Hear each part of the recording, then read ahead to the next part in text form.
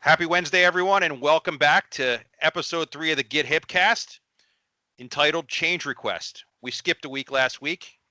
We're on hiatus for a week while we had to get some stuff done. If you haven't watched the Git Hip Cast before, this is kind of a play on words podcast where we explore the intersection of technology and culture. And there's no doubt that amidst the pandemic and other things going on, social unrest, things are changing and technology advancements are helping us and hurting us in many ways. And in this episode of the Git Hip Cast, we're going to spend time talking about organizational culture and technology like we always do. And today I'd really like to focus our dialogue on change and how change within an existing culture can be difficult, how embracing disruption as a means to accelerate progress is a far better approach as opposed to creating dysfunction within an organization. So with that, let me introduce my guests. First, we have Mike Wojka. Mike runs operations for me, and I've known Mike for probably over 25 years now. And he's taken the operational reins of a business that I've spent the last 12 or 13 years of my life building. It probably has my fingerprints, DNA, and other secretions all over it. So I thought, who better to question on the challenges of being associated and leading a culture that you didn't create than Mike. And then my second guest is Randy Sperling. She's been a key player on the team for about 10 years. And today she reports to Mike. So I thought, who better to ask about change in culture and disruption than someone who's reported to someone different for the last 9 months, who clearly has different DNA and different secretions. I'm so glad we're virtual. So with that, Mike, why don't you tell us a little about yourself and your background? My name is Mike Wojka. Like I said, I've known, like Rich said, I think it's been like 26, 27 years now. We've been friends, known each other, worked together way back when. I've been in technology for about 20, I don't know, a lot longer I want to admit, probably like 27, 28 years, through various kind of support roles early on, moving into kind of the sales engineering role, and worked for a couple of very large vendors for a very long time, probably for like the last 20 years, in the world of storage and SMEs and lead roles in the sales engineering role. Great. Thanks, Mike. Randy, how about you? Quick introduction. My name is Randy. I live in New Jersey. I've worked with Rich it's actually only been 9 years, but I appreciate the 10, the almost decade. And I am. You get your paring knife shortly. So I've worked in like project management, program management role for the last almost 10 years. So happy to be a guest on your show today. And Randy is a recently ordained PMP. Congratulations, Randy. Golf clap. Bravo. Finally. All right. Thanks, Randy. Thanks for that introduction. All right. So let's get started. Let's dig right in. So Mike, we'll start with you. You came into a business that was built over a 12+ year period. Many of the foundational philosophies, no doubt, are my doing. And I've been the custodian of the culture for most of that time, and I'm pretty proud of the culture. What have been the positive and negative aspects that you've identified in like the existing philosophies and culture?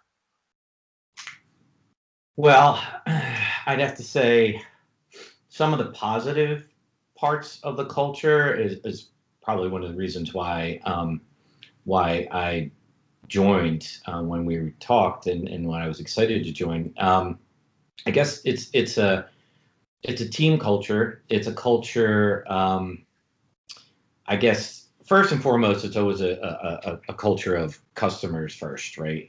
We're in a customer-oriented field, customer first, but it's a culture of empowerment, right? So anybody that is a part of the team and becomes a part of the team, the big thing is everybody's empowered. Everybody's empowered to come up with suggestions, empowered to do the work the way that they find it the best way to do what needs to get done.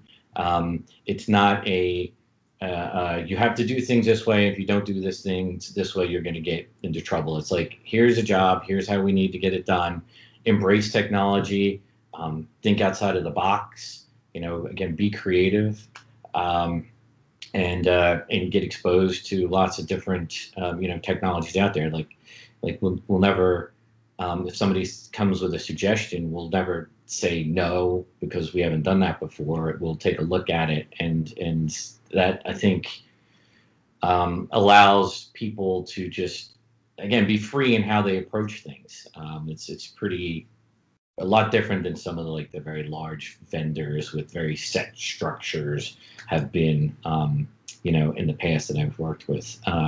It's work hard culture, but work hard, but have fun, right? And team is definitely a part of the culture, right? Like, be a team, have fun, and be empowered to do things. The negatives. And it's an interesting question, because I guess because I've known you so long, I've known lots of different ways that you think and approach things. But I guess negatives are, with that freedom and I guess that empowerment.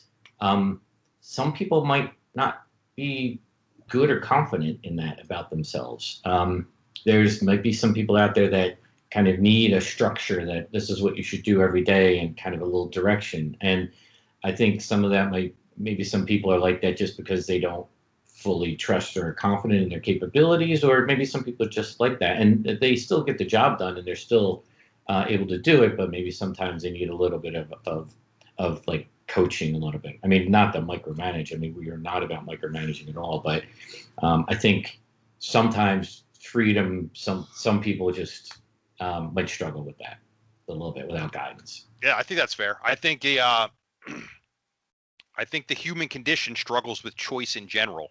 Like, while I may not struggle with choice at work and the freedom of creativity, I hate picking what I'm going to eat for dinner. Like, I hate it. I feel like I'd rather someone else just do it.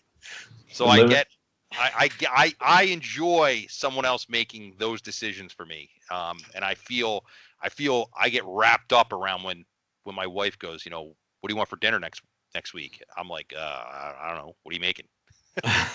It's like a limited amount of choices I can make a day, right? I don't want that to be one of them. So I totally get that. Great feedback. How about you, Randy? What you've operated within this organizational structure and cultural paradigm for a long time. What are your perspectives on some of the changes that you've seen, and what negative or positive cultural observations have you had? So as I'm thinking through this question, it's like such a cliche to say the only constant is change, because things always change. It's inevitable. But in all honesty, it gets a little boring if things are always the same.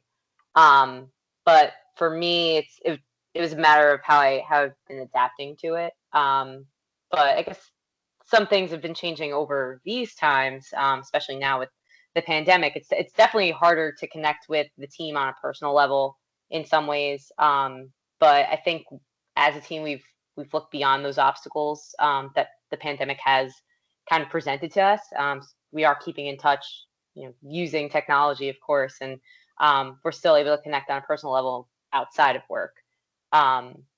So I think also for a long time I've just seen change as a negative. So as you had said before in the introduction, Mike coming in, he's only been here for nine months. I've been here for 9 years or so, and I've always reported to you, or maybe someone else that I've seen, but that's been on the team for a long time. I think it was also a good change. I really do enjoy working with Mike, working with someone new. We've built a pretty unique culture these past few months, welcoming Mike to the team.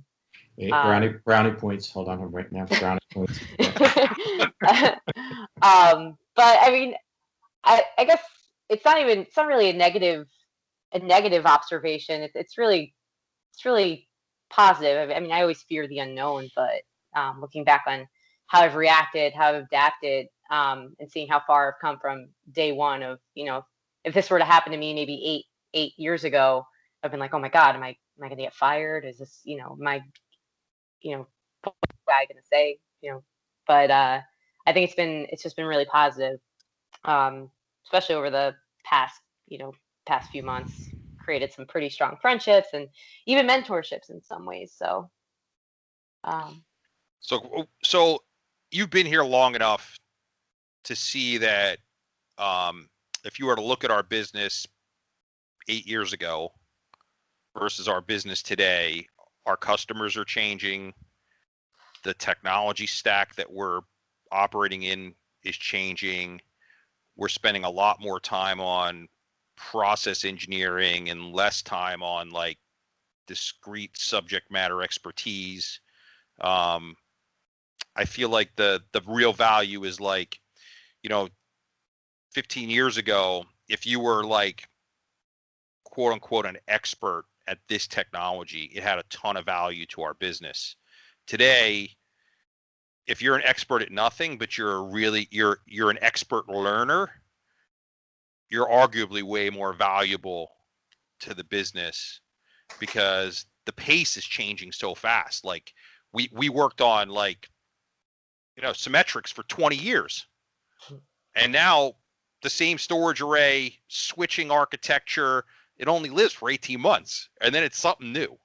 So how have you like, and Randy, I know you well, so I know for you, you've put a lot of stock in, your customer relationships, and I feel like it's been magnified during the pandemic, the pivot from deep customer relationships where the customer relationship was like the holy grail to now, yeah, customer relationships matter. They always will matter, right? Relationships will always matter. But execution is there's such a magnifying glass on execution because we're also disconnected, right? So when you can't keep that human contact, your execution almost has to get better in some strange way. Like, what are your thoughts on that? And like, do you feel that pivot from deep customer personal relationship to more execution based relationships? yeah, I mean, I think a lot of our customers are also because they're working remotely as well. I think we found other ways to connect. I mean, we have a few customers that are in Slack, and every now and then I kind of touch base on like maybe something personal in our lives where we kind of, hey, did you on vacation last year? Just something like that. I think it's easier. It's been easier to connect virtually, especially meetings now. Turn your camera on because no one really needs to turn their camera off. But I've had my camera on in a lot of calls with our customers, and that's also something that I've definitely adapted to as opposed to just the WebEx phone call. But I think I almost think it's been easier in some ways to be able to execute on things because I have almost every customer at my fingertips virtually, if that makes any sense. Oh yeah, well, and always in contact. Customer communication channels are a lot different post 6 months sitting in your house. People have learned to communicate, I think, differently, right? Which that interrupt driven communication has, I think, for a lot of people, I know for me, like I tell the story, you probably heard it before, Randy, but like before I had kids, like I was a horrible interrupt driven person. Like I I had to have like all my stuff in the right place. Like before I started a project, I had to have everything properly laid out. Like then you have kids and you learn how to time slice like in like 10-minute intervals. So like working on a 4-day project where before, like if you worked on it for a half hour and had to walk away, it almost took you like a half hour just to catch back up. Like so it was like that half hour was wasted. You actually get a lot better. Like I've gotten a lot better at like working for 10 minutes, walking away and having like zero loss when I sit down for 10 minutes again, which I thank my kids for actually, because they give when you don't have options, you figure out how to adapt, right? Evolution. All right, Mike. I asked this question pretty much in every call. How important is culture, do you think? So, I do think, like, and I guess I can say this now, with a little bit more, understanding, but I think culture is actually very important. It's probably more important than some people really think about, because I mean, a culture helps kind of like identify like the common methodology for working like in a group, right? Like what is that common methodology that we should be, kind of working towards? And I think it it like it helps know what may be acceptable and not acceptable in an organization. And if you have a good culture, again, I think good and bad is I guess it can be subjective, right? And good and bad can be subjective. But I think understanding what the culture is allows you to understand better how the team is supposed to work, how you fit into that team, and what maybe some expectations are of you in that team or in the company. So I think it is pretty important as a whole to have a quote unquote good culture, but also for you to understand what the culture is. And I think a lot of times people, especially I know when I was younger, I never even thought about that. I just kind of went in, did my thing. It wasn't aware, everybody else around, what they might have been thinking. But I think if I would have, it would have helped a little bit more in some of the teams that I was with. How about you, Randy? I think it's really important. And for me, I think it's why I'm here, and why I'm here doing what I do every day with the people that I'm doing it with. I mean, that's bottom line for me is I do it for who I'm doing it with, and that means a lot to me. So for you, culture matters most. Culture matters most, yeah. Yeah, and I think Mike, to your good bad culture, I agree. I don't think there is such a thing as a good or a bad culture. I think there's the root of the word culture is cult, and as long as everyone's bought into the cult, it's a good culture. Mike? How hard is it to change like a long-term, like a culture that's lived for a long time, either change it or improve it, like, and put your own fingerprint on the culture? How hard is that? I think it can be really hard, especially look, if you have 3 people on a team and all of a sudden you decide you need to do something different, and 3 people can go ahead and say, all right, let's do something different, then okay, they can go and do that, right? I think now you get into like human sociology and philosophy about like, I have a culture of a company with 30,000 people in it, and that company's been around for 40 years, and it's kind of ingrained. I think it's incredibly hard to do that. You're talking about changing a human condition in this massive, kind of structure, because there's policies and procedures and everything else, and an expectation that people, especially people been a part of that culture for a long time, if you're you've designed how you work to be a part of that culture and accepted, and good, bad, or indifferent. I'm not saying whether it's good or bad, but you've understood the culture and you've worked your way into it. Now all of a sudden everybody has to change. Now you have to change everybody, and everybody has to agree to it. And everybody has to be all in, and everybody has to promote this change and accept the change. And now you're talking about taking a whole lot of people and trying to convince them to change the way they've been thinking. I think that's extremely, extremely challenging. What do you think, Mike? What do you think what are some like key indicators of a good quality culture?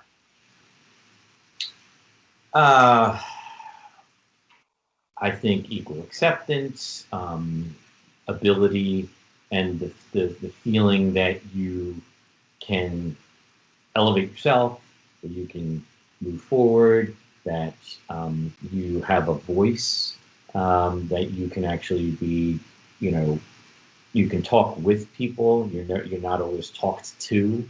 Kind of that collaboration, and recognition. I think a lot of that is all kind of a good culture, right? I mean, again, working hard towards an understood group goal as well, is a good part of the culture as well. How about you, Randy? What are some good key indicators for a quality culture? I think even just the length of time that you've been at a company, and speaking personally, being here for as long as I have been, I stay because of the culture. Like I said before, it's really the number one for me. Flexibility, inclusivity versus exclusivity. So if anyone's going to exclude anyone, I don't really want to be a part of that. And then also personal growth and development, just supporting personal growth on the team. And for me, I have 3 direct reports now, and all 3 of them wanted to get their PMP. There was no problem with the company saying, "Yep, go do a training class. Any extra courses you need to do, any course materials you need, by all means, get it done, and we'll support you through it." I think that meant a lot to them. Yeah. Also. Couldn't do you think longevity could also be like an indicator of a bad culture? You know what? It could. If you it's status quo. You're really not motivated to go anywhere else or do anything else. I mean, I think it depends on the person. For me, I think I'm still trying to be better every day, do something better than I did the day before. But I think if you kind of get, what's the word I'm looking for, complacent with what you're doing, I think, yeah, longevity could be a bad thing. Yeah. You're kind of operating under the radar a bit. How about you, Mike? You think longevity could be a indicator of a poor culture? I think longevity. No, I honestly think longevity in a bad culture just means that somebody is okay with their complacency and doesn't have the will to get out of it. They're just stuck, and then they need more drive. I think if you have a really bad culture, the stars, the people that have confidence in themselves do not last long. And then you're left with a really bad mix. And I've seen that happen a couple times. I was having a conversation this weekend, and the person I was talking to said to me, "If you can't buy nice things, what's it all for?" And I literally looked at the person and said, like, so your objective in life is to buy nice things. You like someday when the last words that will be said about you will be, they bought nice things and enjoyed them. And I was just kind of blown away. And then I thought about it. I was like, a lot of people think that way. And I guess at the end of the day, when I was kind of thinking up the talk track for this, I guess for me, and we'll talk about motivation in a little bit, a good culture is not having anyone on my team that says that thinks about life in terms of buying nice things and enjoying them, because they're not likely to contribute to the culture all that much, right? Because it's just that very short phrase basically says it's all about me. And it's kind of tough to have a culture when it's always all about you. Um, I think like the key indicator for me culturally is that, and listen, this is, you could take it as the Netflix culture deck, which says, we're a professional sports team, not a family. You know, and to some degree, I agree, right?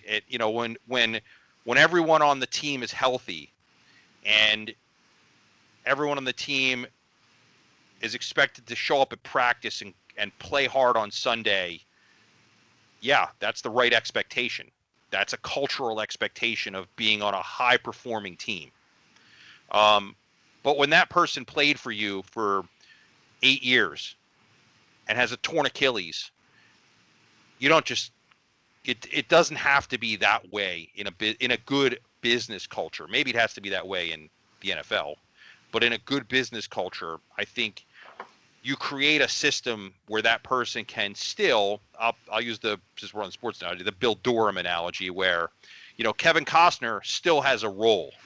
His role is to help mentor, the next echelon of players. Yeah, maybe he can't play the game at the same level he did 10 years ago, but the knowledge he has about the game can help other people play the game. So I think there's more roles on our team than there might be in the NFL. And I think that to me that's the culture of safety, right? Like when you can perform, you're expected to perform. When you need empathy, empathy exists because that empathy's been earned. And yeah, bad things can happen fast, right? And we all hope that doesn't happen, but I think there's just a natural trust and belief that I think it just feels natural in a good culture. In a bad culture, it doesn't feel that way. It kind of feels like there's just a heavy weight around everything that happens, right? Where you feel like if you got to go do something, you can't do it, right? And everything is suspect. And to me, that's kind of where the culture starts to feel a little dysfunctional, when things start to feel like stuff's getting hidden or swept under the rug or whatever. I think really everything else can be overcome. So Jack Welch has this pretty famous matrix where he talks about essentially culture in numbers, and in the it's got 4 quadrants to it, and in 2 of the quadrants he makes this assumption that if you have good numbers and a bad culture, your organization's doomed. Like this will kill your organization. But if you have bad numbers and a good culture, you'll get another chance. You'll have another chance to basically correct your course of action. Do you agree or disagree with this thought process? And probably the key to this question is, to what extent? Like, how much runway? Like, if you have bad numbers but a great culture, like you're out hanging out together all the time, like everyone's really smart, you have a learning organization, you put all these great things in place, but you're just not producing. Something's missing. Like, how long of a runway do you think you get? And if you were to fix that in macro level terms, like what do you think's missing there? What do you think's missing? Why is your culture so good but you're not delivering? Randy, we'll start with you. Well, I was going to say, I do think culture, I think bad number plus good culture would equal another chance. I mean, I guess the extent of that is, are the people willing to make those numbers better? Like, are you willing to put in the work to turn things around? And it also will take someone to say, what is happening? What do we need to do to change this? So I think that also might fall a little bit on leadership. But I mean, if it was a bad culture and good numbers, on the other side of it, how long will the employees stay is the question. And you'll lose all your good people with a bad culture. That's great insight. because what you're saying is if you have bad numbers but your culture's good, you'll be able to pivot and people will do what they need to do to correct things. It's great Exactly. insight. How about you, Mike? I think a perfect example of that, and I agree, and I think a perfect example of that is Harley Davidson, right? So Harley Davidson was somewhat of it was like somewhat of a good culture, but leadership, like I think there were different cultures in the company, right? And there was a culture of, I'm going to let this motorcycle go off the assembly line with a leaking oil pan, put some cardboard underneath of it, and just go ship it. And so there was that kind of, I'm still selling it, I'm still making money. And all of a sudden they were almost out of business. And the the the culture in basically of all the workers was, I mean, it seemed like there was a good culture among the workers, but not of the leadership. And then all of a sudden the leadership changed and realized, let's start including every person in every step of the production and design of a motorcycle, and let's hear what they all have to say. So it became all of a sudden a culture of inclusion. So they kind of, and here's a whole talk about changing culture, right? They changed it to a better culture, an inclusive culture, and they had a rebirth. And then Harley Davidson's been number one ever since. So I think the bad numbers, good culture, even if it's not there and you can get there, can allow you to change. So I definitely agree that I definitely agree that for the most part that's true. Like the good culture you basically can rally, right? We talk about a lot. Listen, we have customers, and if something goes wrong, right, Rich, you often say, hey, listen, there's a fumble, and we need all 22 members, the members of the offense and defense, everybody going for that ball to try and secure it, right? It's a team, it's a culture, it's a let's have that goal and make it work. And I think if you can get everybody in that mindset, even if things are kind of bad, you can change things. You can adapt, especially if you're flexible. I don't know the Harley story all that well, but I think didn't they wasn't one of the things was like they identified, like they became more customer centric and identified who their customer was. Like they stopped trying to be like everything to everyone, and they said, listen, we're Harley Davidson. We have a type, like we have a customer type, and we have a profile of customer that we're making motorcycles for. It's not the guy who rides, a Kawasaki. It's a guy who rides a Harley Davidson. Mm-hmm. And rebranding that image, because being customer centric, to me anyway, doesn't mean everybody's your customer, right? It means in the same way that we have an internal culture, like our customer centricity is 100 times better when we have a customer culture fit. When there's a gap even between our internal culture and external cultures, and we can't bring those teams together, I feel like it's hard to be customer centric. It's really hard because our cultures are so far apart. So yeah, I think the Harley Davidson story is a great story. Because it's a good story about understanding who your market, where your market lives. And they turned around and realized why they were doing it.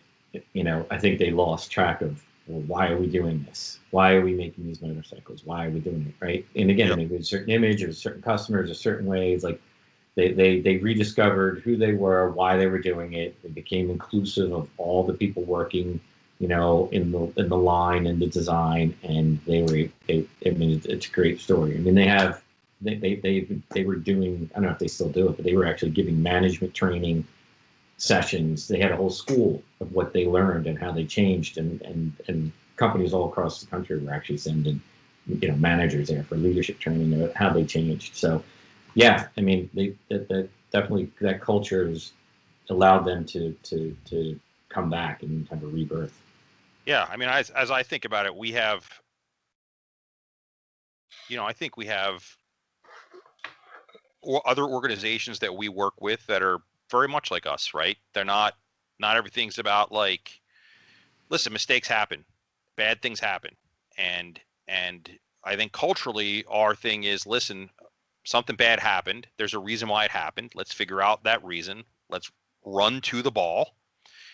Everyone on the team get up and run to the ball. Don't point a finger at the free safety and say it's his job to get the fumble because he's the only person in the field who's been assigned the task of picking up the fumble, because it doesn't work that way.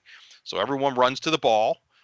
We get the fumble, and then we go back and we watch game tape and we figure out how to not fumble next time, or how to recover that fumble next time, right? But the goal is to not point the finger on the field when the objective should be to get the ball. But I think we struggle sometimes when we have people who are more interested in spending time. While that ball is rolling around on the field, they're more interested in spending time trying to figure out who fumbled it. Like, doesn't matter. It's a fumble. Like, all that matters now is the recovery. We could talk about that on Monday. Like, so I think we do a pretty good job of doing that, right? Rallying and doing all those things, and I'm proud of that cultural trait. And I'm often like highly agitated when I feel like other people don't share that same cultural perspective, and it makes it hard to be customer centric when you hit those roadblocks. So I think it's both made great points. All right, so we're in this interesting time, pandemic, whatever you want to call it. Now we're like, things are sort of loosening up. I don't really know what's going on. I have people wearing masks, I have people not wearing masks. It's very loosey-goosey now as to what actually is occurring in the world. We've got like an unprecedented level of emotional contagion, largely fed by technological advances in social media and the internet. And 5G apparently. Yeah. That article.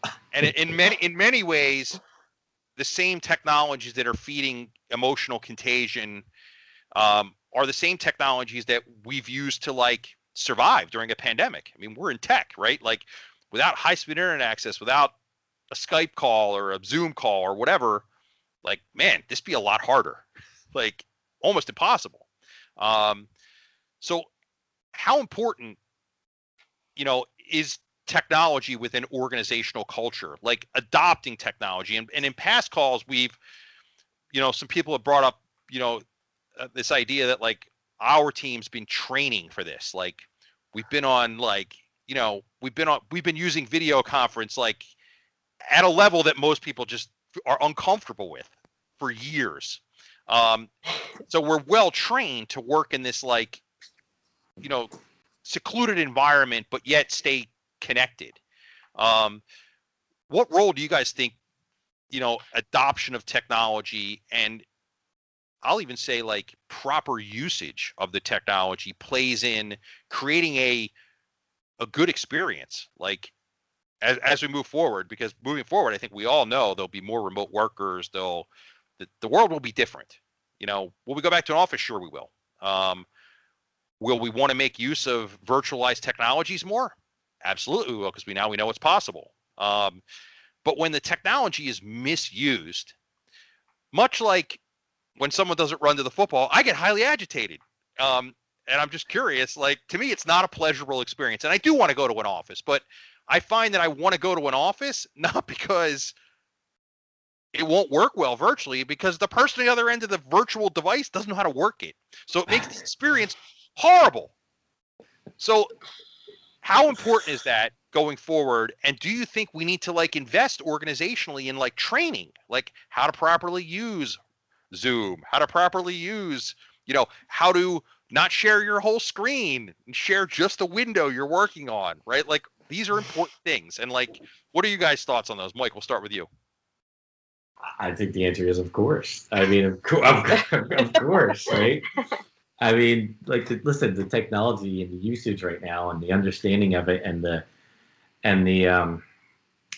just the awareness, right, is more important now than ever. because before it was cool, it was neat.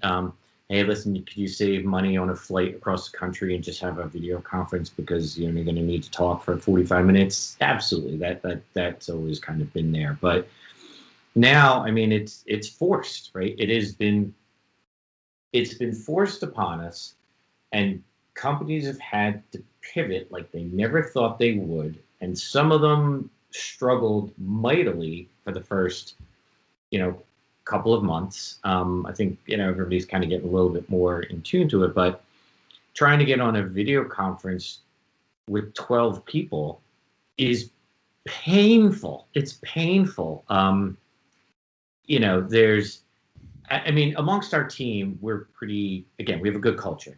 Like, we're in t-shirts, and we have the dog barking, we had the cat jumping up on your keyboard. I mean, it's all, we talk a lot one-on-one, and it's acceptable for us because we all have a good culture. We work together, and we can still get things done. But en masse, with everybody, if you're talking to customers or doing anything with somebody outside of just our team, even other people's in the organization, and these things are distracting.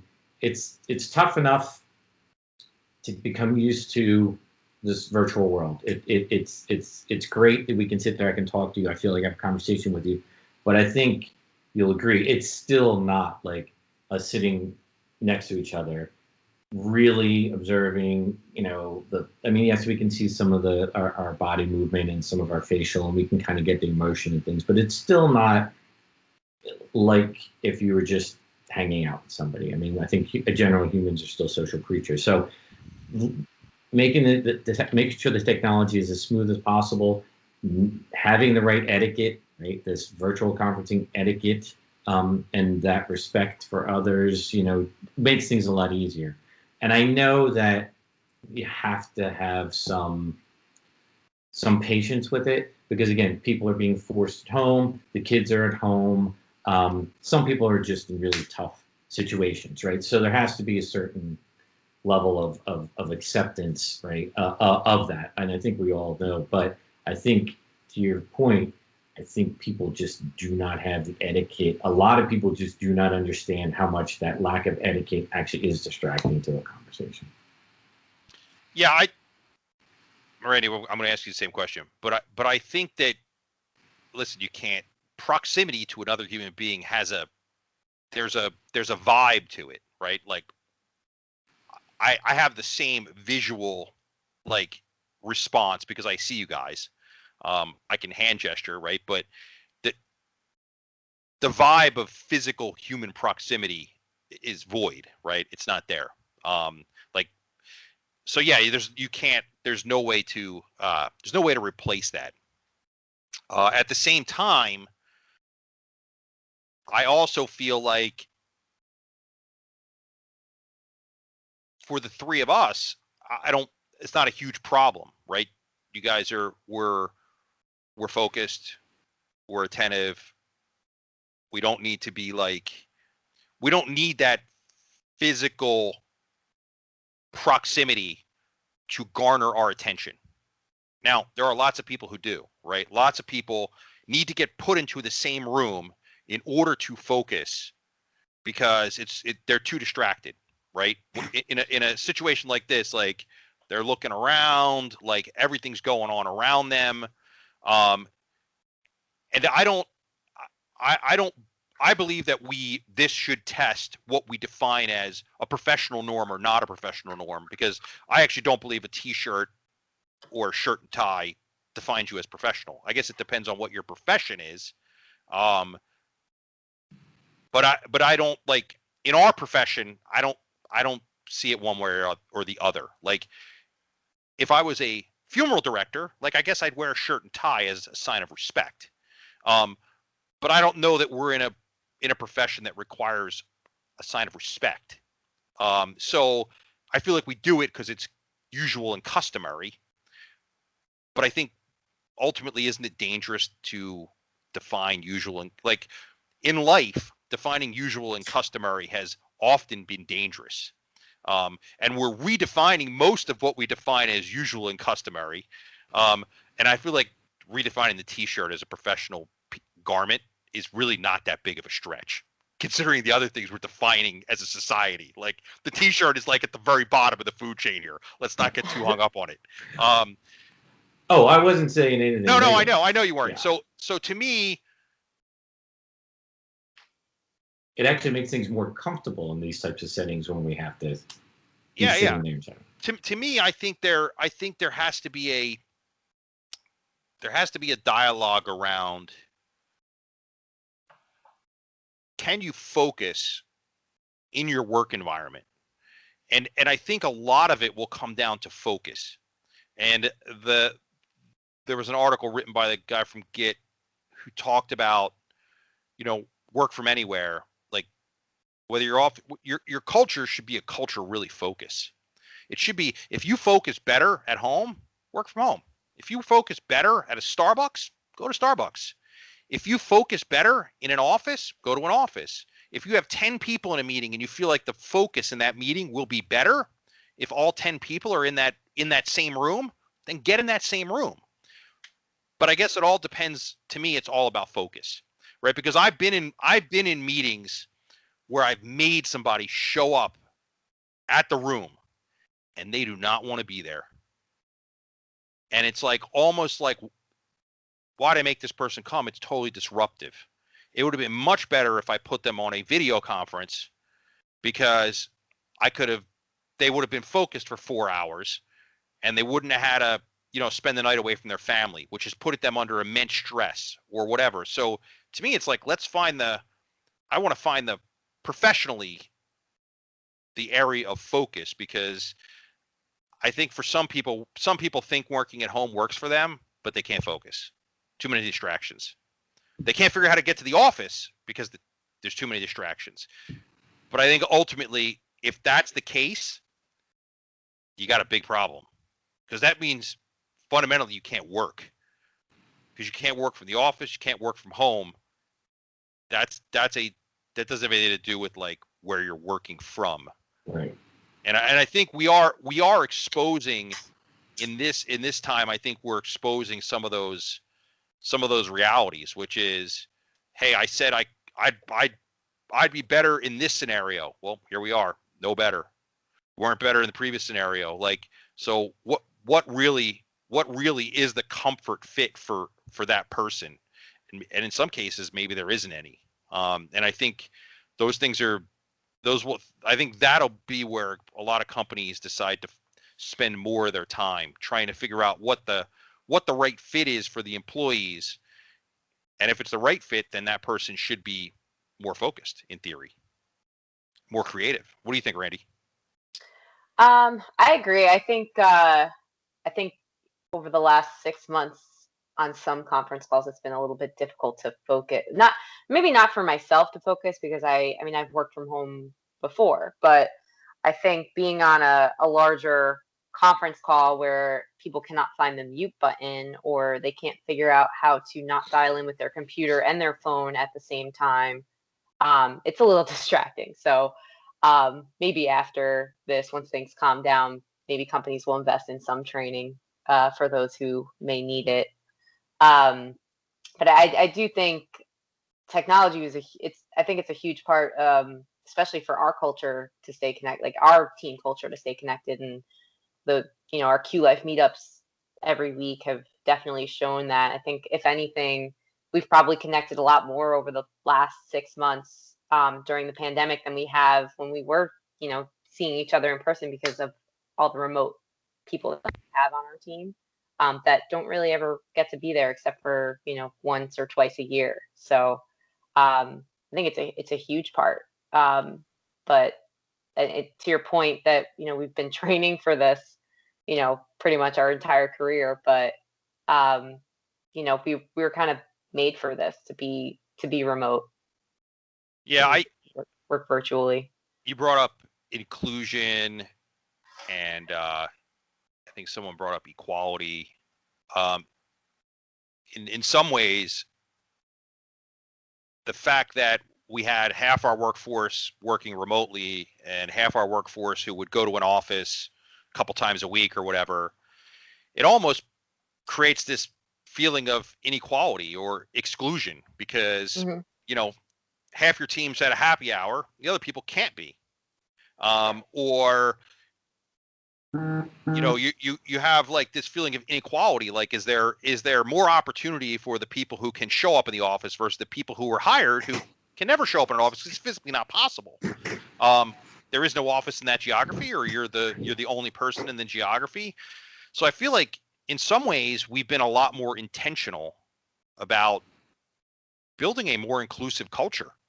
And while, yeah, someday I'll go back to the office and I'll go back to a happy hour, I'm way more cognizant of the inclusiveness that the last 6 months has provided and the things I've learned about people that I've never really dialogued with. I'm also way more attuned to the fact that when you show up at the office and you're angry because you got a 17-hour day in front of you and you're just sitting at your desk and you're like, why did I do this? Like, that's a waste of time. Like, so to me, it's like, I think we're all in a better position to use our time more wisely. Like, because being there isn't really being there. Like, if you're going to show up in an office with 5 other people and talk to no one all day, like, there's no point. So I think we've gotten a lot more intentional about how we communicate, and arguably more effective, which should carry over into, you know, when we have personal interaction again, and close proximity, it should carry over into that time. Like the Q life thing, wow, it'd be a lot more fun in a room together. Like, name that too, would be pretty fun in a room together. Yeah. With some pizzas and beer, right? But we never did it before, right? We never played the newlywed game before, right? We never did these things. And now, like, I think we'll try them because I thought they were pretty fun virtually, and they'll probably be more fun together. The mute button, I think, is an interesting one, Randy, because is that etiquette or is that just lack of focus? Like, I have kids, I have a dog, and I'm on calls, but I'm focused on the call. And when the dog barks, I mute because I'm on the call. Like, I'm focused on that call. So to me, that doesn't have anything to do with not knowing how to use the tool or etiquette. It has to do with the fact that you're just not focused. Because if you were, you would know that background noise is probably coming across your mic on a multi-party call and you'd shut it off. It's just you're not really all there. And again, I think it gets back to focus, right? Like, the human brain can really only focus on one thing at a time. Yeah, can you move from one thing to another quickly? Is it effective? Probably not. But to really focus, you have to be focused. I see your point. That one. Especially if you're on a conference call and there is something that comes across your mic and you just completely disregard. But I think that's also, I think that part of that is etiquette though, because maybe you also don't know how to be on a conference call in some ways. I think there's a lot of people that are just plain inconsiderate, and that bleeds over into this behavior as well, right? Some people just don't care. I think it's a combination of all of the above, right? All of the above. All right, so we're getting close to the end here. So is organizational culture something people fit into, or is organizational culture something that serves the people? And what I mean by that is, like, how important is it to build a learning organization where you get a new team member, that new team member brings new ideas, and you're willing to, like, morph your culture, right? And this kind of goes back to how hard is it to change culture, right? I think if you built a really good culture, it should be easy to change your culture if the change is positive change, right? It should be really hard to change for the worse. Like, hopefully, because hopefully the herd mentality keeps your culture healthy. But if you have a positive influence, my hope is that it's really easy to get that integrated into the culture and get the culture to be better than it was in the past. What do you think about that, Mike?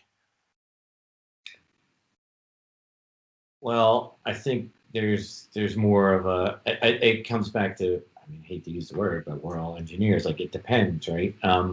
If there's a certain yes, the culture should change. Like you said, if it's if it's a positive change,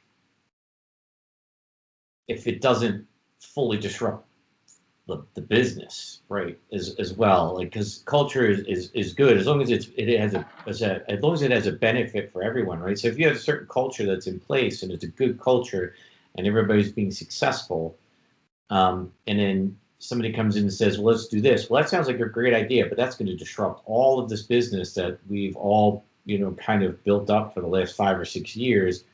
There has to be, I guess, an evaluation of long term, right? In general, yes, I would agree that like the culture needs to be able to adapt. Listen, we have a lot of changing times right now, and there's a lot of things that may have worked, but might not have been the right way to make them work. So yes, I think that they do have to change, but like not just change for the sake of change. Right. How about you, Randy? There were actually a few points, Mike, you made that that I actually had just written down, but I think as an organization, you have to not keep changing your culture, but be willing to adapt your culture for anyone that's new that maybe joining the team. Make it more inclusive. If you do have a different perspective, for example, be willing to hear those perspectives. And like you said, if it is a positive change, be willing to see that. But I think that adds to the growth when there are different perspectives, when there is some change that might come in. I think that it helps you build your culture even more. Good feedback. Would you think, probably the best example I think is, because it happens to be the one that like everyone's talking about, right, is 6 months ago, you had organizations had an office culture, and then all of a sudden the office culture was just couldn't have an office culture anymore, right? So now we went office culture to now we don't really care about what the culture is. We just know we need to we have to still do business. We don't want to have a going out of business culture. So even though no one's coming to the office anymore, we still expect you to perform the same, right? Because ultimately, I don't know many companies that can take 50% hits and survive, right? So it's not like, oh, well, the office culture doesn't exist anymore. Now it's a work from home culture because that's your only option. So because it's not our culture, we'll expect you, we'll accept 50% of what you could normally give. I didn't hear anyone say that. Like it was, we had an office culture. It was well known we had an office culture. Now we can't go to the office, but we expect the same level of performance. Is that an unrealistic demand? Or was it wrong to say you had a culture which was an office culture, or should you had a performance culture, right? Because ultimately, aren't we ultimately trying to drive performance, right? Now, if you're, again, in the NFL, part of that performance culture is showing up training camp, training hard, doing all the things you need to do to perform on Sunday. For us, I don't know that it's that black and white. I don't know that showing it up at a certain place has a direct tie to performance, right? And it's different for every role within an organization, right? And it's also different for different people within an organization. For example, we know we just hired a lot of new associate level engineering folks, and we made a conscious decision to cluster those people because we felt it was important for, kind of peering people in order for them to kind of grow faster, right? But at a certain point in your career, the performance isn't always based on the same things, right? You reach a point where you have to do different things in order to up your level of performance, and in some cases, you get to a point where you just need an extra 2 hours of sleep a day, and not commuting is actually going to help your performance. Like that's just reality. Like, sorry, but at some point you get a little older and You if you need to work 15 hours a day, you need those 2 hours. Like, you just need them back. Maybe you don't need them back every day, but some days you need them back. You got more responsibilities, ailing parents, whatever it might be, and you're trying to leverage every 24 hours in the day. So to me, it's like, would it be a bad thing if people had an office culture in 3 months immediately revert back to like our culture's an office culture, and we'll have learned nothing from this period of time? And would it have been, if everyone walked out of the office who was part of that office culture and walks back in 9 months or a year and goes, so glad to be back, and they found nothing redeeming or no way to increase performance in some way via we'll just call it a flexible work from somewhere culture, no way to increase performance given tasks of the day, would that be indicative of like not a great culture? To me, it would be, because I kind of think of, there's certain things, if you work in a factory, you got to show up. You got to punch the clock. You got to walk over to the smelter. You got to smelt the metal. Then you got to pour. It's hard to do that at home. But for us, it's not that way, right? Even there's a video online about the Amazon robotics engineers, the guys who are like building like the drones and stuff that go around the Amazon fulfillment centers, and they had a giant robotics lab, and one day they couldn't go, but they couldn't slow down development. So, the 50 people who worked in that lab drove to the lab, and they all set up labs in their home garages, and they're basically innovating on their own, like at home. And a lot of the people are like, I've become a lot more productive in certain ways. In other ways, I wish I was in the lab because I just don't have at home what I had in the lab. But in other ways, I'm way more productive. So I guess my thing is like, should everyone exit this time with a modified culture, or should was going back okay? I think there's, well, I guess, look, we're talking about technology, and I still think there's a lot of people, even though technology is affecting every single part of our lives and every every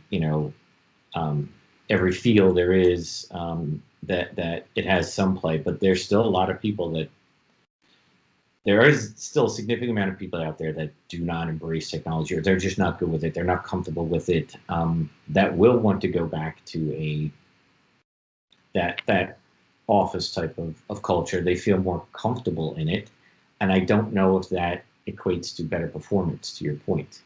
So a comfort versus performance, I don't know. I think we'll just have to see, right? I think that's to be determined, and we might not see that for another 2 years, right?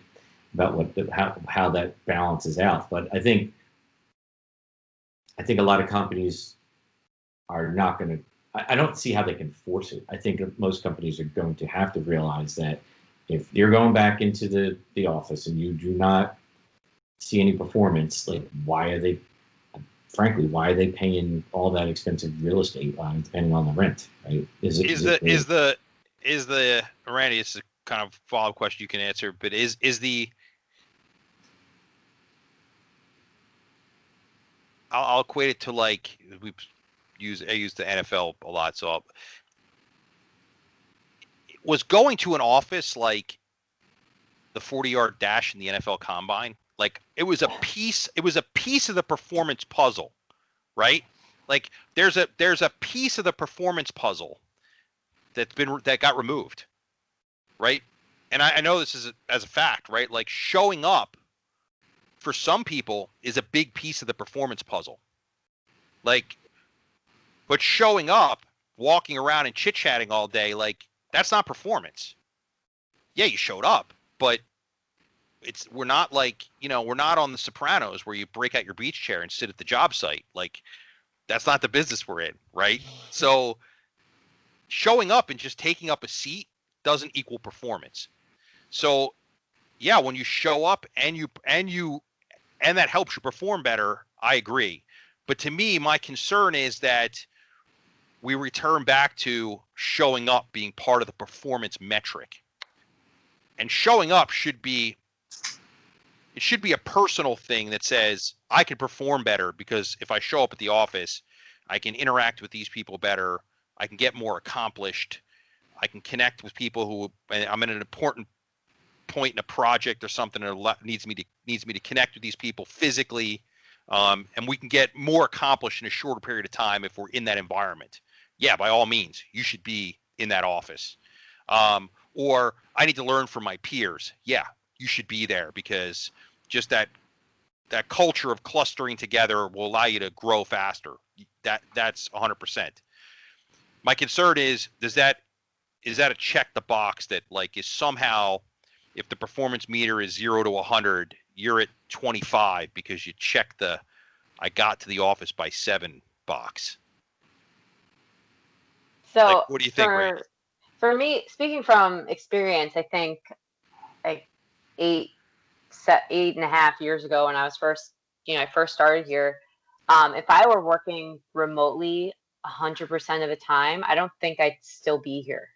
Like, I don't think that I would have grown to where I am today. I think being in the office was helpful for me because I sat next to you, Tom, Justin, Linsky. Like, I would listen to that, not that I eavesdrop, but listen to them on the phone or just see how, everyone kind of interacted, or, just listening to, customer problems and issues while you're talking out loud. I think I learned a lot just from being there.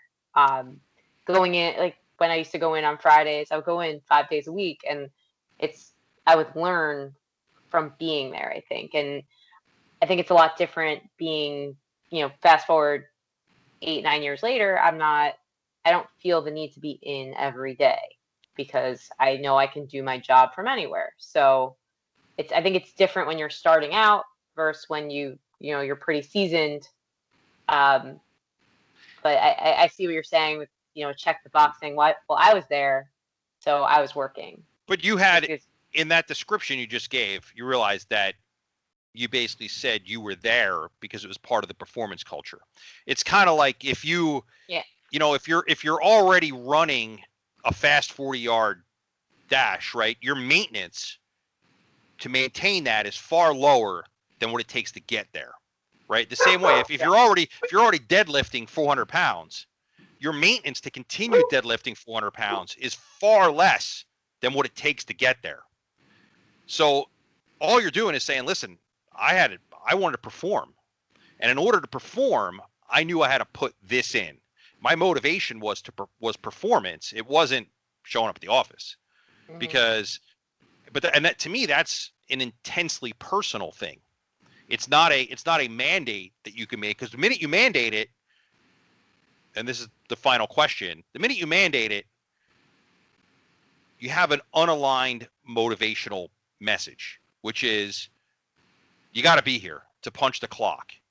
It's in no way do you have is that aligned with what your motivation is or what our motivation is.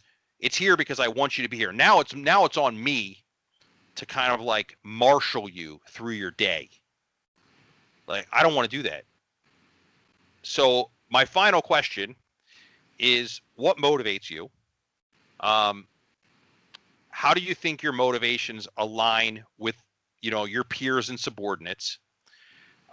And do you think motivational alignment or lack thereof has a positive or negative impact on organizational culture? So to kind of distill that is like, what are you motivated by? Do you think a common motivation is important in building a good culture? Randy, you can go first. Okay. So I guess this is a question I've always had trouble answering, I think, but for me, I'm a people pleaser. I actually do think I'm motivated by helping everyone else. So just making sure, our customers are happy. we're operationally, we're on par with what we want to be doing. And I think for me, lately, I like just kind of figuring things out on my own. I mean, maybe it's not even lately, it's just kind of over the last few years, just trying to figure out what needs to get done, how to do it, just doing it without really, any asking for help. It's like, but I think that does motivate me a little bit. And I do think that for the people that I work with, I think they also are motivated by figuring things out, because we are an innovative team, right? So just trying to learn on our own without getting the answers from someone else. I think that keeps our culture positive. I think we have a positive culture in that way. How about you, Mike? Well, I want to buy nice things.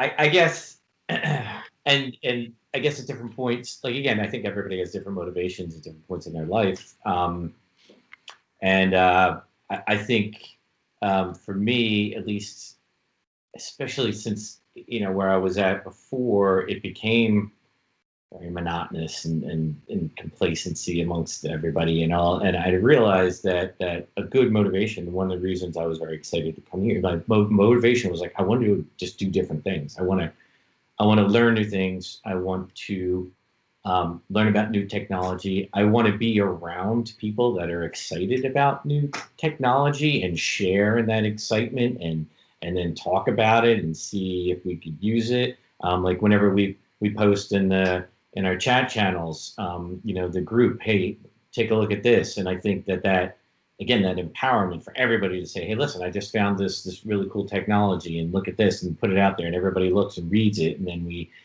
compare about how cool it is. And, again, could we even use it in a team for a customer or something? To me, that's all the something new all the time, not the monotonous everyday same thing, right? So that, to me, it motivates me to like learn and experience new things like all the time. And if I can do that in the job, then that's great, right? And I definitely think that is, to Randy's point, I think we definitely have that's definitely in alignment with most of the people on the team, if not all. They're a bunch of geeks, right? They're a bunch of techies, right? And I think that no matter what position you are on the team, there's still like a cool factor about like learning something new and some new technology. So I definitely think it helps. Yeah, I think there is an alignment with the team. It's a part of the culture. I think that you've driven in for the last 12 years, because I think it's a part of when we actually go and look for people, we want to have that excitement as well. And that helps feed, and it actually helps renewing the I guess renewing the DNA of the team, right? Like somebody else would come in with some new ideas, somebody else would come in with some new technological experience, right? And you can share it with the team, and everybody's like, "Wow, that's really cool." So I think that to me, that motivates me. And again, it was a big reason why I came over here and really excited about that opportunity. Yeah, it's great. I think there's I think we have a really healthy curiosity on our team, and it's funny as people get more comfortable, which we said, right? Like people need to feel free to kind of voice as people get more comfortable on the team, right? And the culture either changes to meet them or they adopt more of the culture. They contribute a lot more, and we start to realize that because we're a curious bunch. They start to contribute things they're curious about, and then they pique our curiosity, and then we talk about it and debate it and poke each other a little, right, to just try to see how convicted we are, or whatever it might be, right? And I think that is a determiner of a good culture, and it's definitely not a determiner of people who hopefully will leave this planet going, I want to be remembered for enjoying the nice things I bought, right? I definitely want to be remembered for the curiosity and what I brought to the conversation, and hopefully some little tidbit somebody else took away from some experience that we had together, right? Whereas opposed to, and I was having a conversation last night with someone, I'll leave their name off this, but like to me, like I'm far more interested in somebody who just fixed up their broken Yugo, having a conversation with someone who just fixed up their broken Yugo than I am to somebody who just bought a 911. Like I just am. Like I want to hear about like what you did all weekend and why the hell you repaired your Yugo. Like that to me is a far more interesting conversation than I had an extra $80,000 to blow. Like I don't really care. Like great.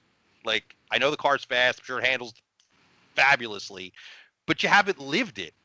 The person who decided to like repair their Yugo and fix all the body dents, Bondo the thing, sand it down, give it a lime green paint job, like I want to know that guy or girl. Or like everybody, like, everybody why, wants a 911. Everybody. Oh, it's just a matter of do you have the cash to buy one or not. Or the person that dropped like a 350 engine in the Hugo. Right. Oh, okay. Yeah.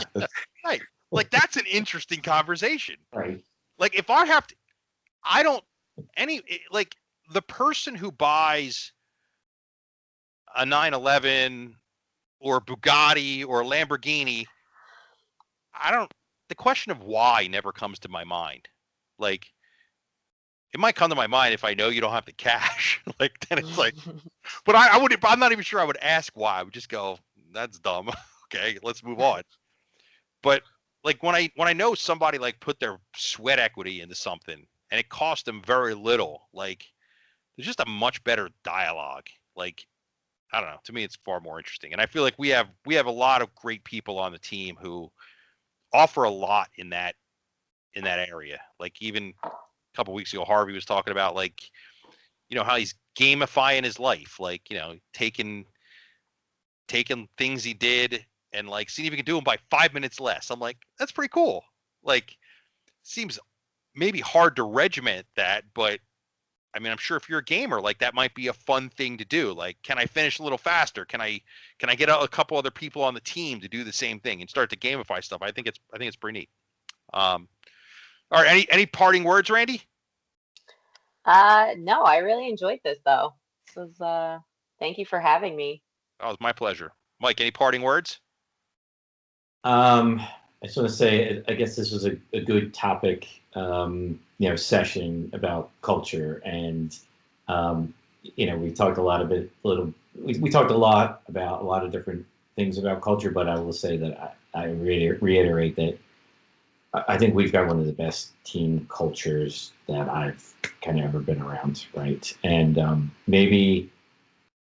I don't know if that's because, within human beings, there's a certain amount of people you can still have that with, or can you expand that out? I'm curious to see how many people we can bring in and still keep that culture. I think we can do it. I think we can really grow it. But very happy to be here. Well, I appreciate both of you. And I think in the final note, I think culture can always be awesome if we're all willing to change and to appreciate what other people bring to the party, right? And I think what's great about our culture is that people are willing to listen to each other and adopt new ideas. And for the most part, people don't take stuff too personal, right? It's because sometimes, especially during, and this is especially during this virtual time, the delta between what was typed and meant versus what was actually meant can be really far apart. And you got to learn to trust the culture, right? Trust the people you come to work with every day. Trust the people you call friends or peers or whatever, and know that they always have your best intention. Their best intention is always put forward, and they always have your best interest at heart, right? No one's looking to burn anyone. And I think if you show up like that every day, then there's no limit to like how big your culture can be.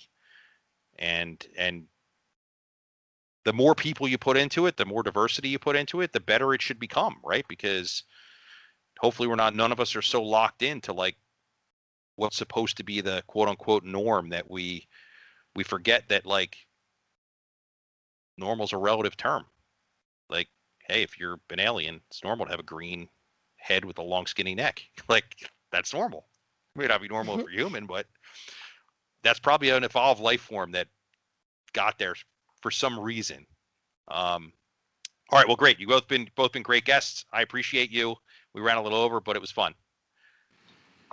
Thanks, everyone. Thanks very much Thank for having you. us on. All right. Bye, guys. Have a good one. Bye-bye.